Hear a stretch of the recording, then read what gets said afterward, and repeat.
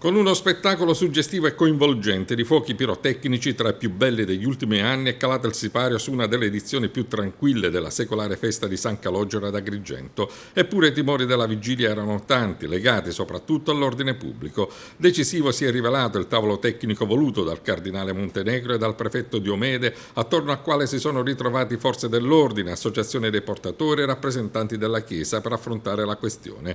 Un bagno di folla, nonostante il gran caldo, gli agrigentini non hanno rinunciato a prendere parte alla tradizionale uscita del Santo e la successiva processione per le vie cittadine. La giornata conclusiva dei festeggiamenti per San Calogero è cominciata con la processione offertoriale da Porta Addolorata al Viale della Vittoria, con la partecipazione dei devoti portatori e dei fedeli con ex voto. La processione è stata seguita dal corteo dei carretti siciliani, dei muli e dagli animali parati. Il clou alle 13 con l'uscita del simulacro dal santuario e la processione diurna del Santo da Via Atenea fino a Porta Addolorata tra due ali di folla. Particolarmente suggestiva ancora una volta l'uscita del Santo per la processione dopo la celebrazione della messa officiata dal rettore del santuario Don Angelo Chillura.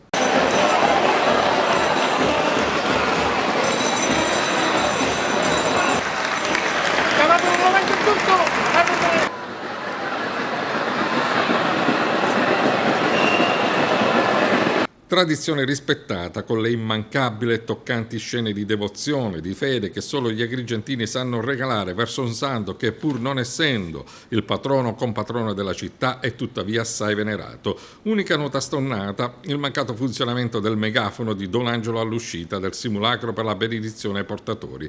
In serata il percorso inverso con la processione, con il rientro del santo nella sua chiesa sul carro trionfale, salutato dai fuochi pirotecnici graditi dagli agrigentini.